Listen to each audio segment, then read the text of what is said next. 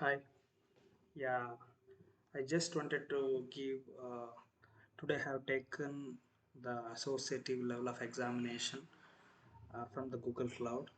The result is so awkward. I got failed actually. Last year, I have taken the professional data engineering exam. I passed in that exam due to some lack of basic and the duration. I failed. What are the things that you should not do uh, while taking this exam? I have made some 5 to 6 points so that I'm going to say. So basically, whenever you are moving to the cloud or something, after some time you will get into some of the couple of services like Dataflow, Data Fusion, BigQuery. Those are very nice actually, and see, we're not going to concentrate much on the basic part. That is the only thing, unless you know the basic very well.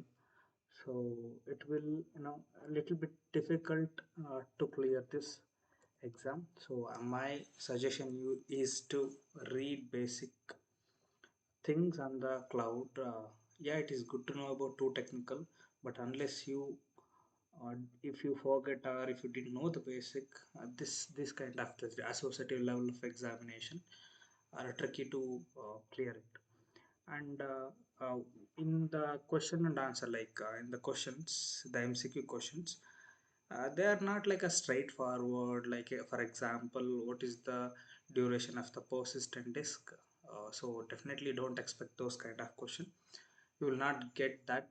The mainly the scenario based questions will be there in the exam, so you need to prepare on the scenario based question. So don't expect any basic questions in that. So and in the in the internet and everywhere you're going to see about the duration. I'll able to clear with a 1 week or something. So I don't think possible to clear it in 1 week, because you need to get some hands-on, or you need to get a good knowledge about the cloud and everything. I prefer it will nearly take about 1 month on a daily basis if you sit and study for a couple of hours. So my prefer, or I'll going to say, please study thoroughly for about a duration of 1 month and then go for it. The success will be yours. And definitely the passing percentage is 70%. But the theory question whatever you are getting, if you read all the theory part, it doesn't mean that you can able to clear this.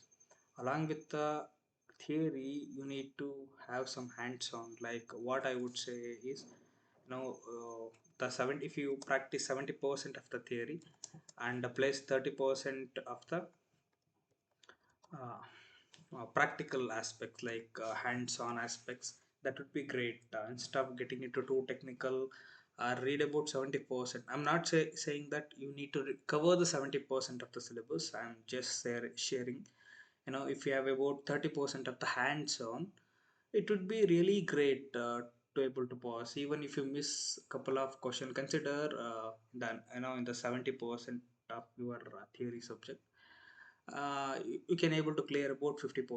And in the practical aspects, consider this is 30%. If you can able to clear with your hands on with the 20%, that 70% you will get. So that is my idea. This is completely my way. This is not recommended by anybody. Whatever I'm telling, this is the mistake I have done. That is why I'm telling you to not to do it on the exam. So on the fifth point, you need to take lots of mock test or exam, like even though if it is not only 50, 60, even though 10 question per every chapter, 10 question for every unit, that would be great.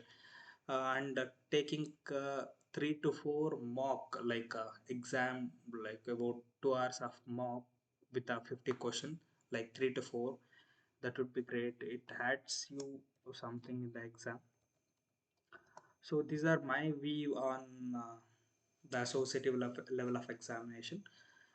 Please be clear with the scenario based question, because those kinds of question are tricky. Like you will going to get See, in the four option, you will going to get to know two options are right, two options are wrong. In that two option, you need to pick one. That's the tricky part actually. So if you can able to uh, take some couple of mocks and hands-on with a 1 month of duration and practice with the scenario-based question and reading some of the basic concepts of the cloud services in the GCP. That would be great. And what the question like in today's exam, I got the questions maximum on Kubernetes and IAM services. I didn't expect too much on IAM and Kubernetes. Please make sure that you are going to read those concepts. I'm not telling you that those are the maximum weightage. Today I got those maximum questions on those two, that is Kubernetes and IAM, and couple of questions based on the serverless.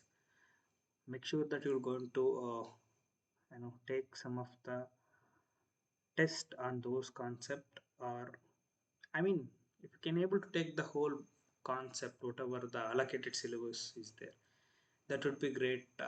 If you can able to do some hands-on along with the theory question, it adds something. I hope this video clears. Thank you.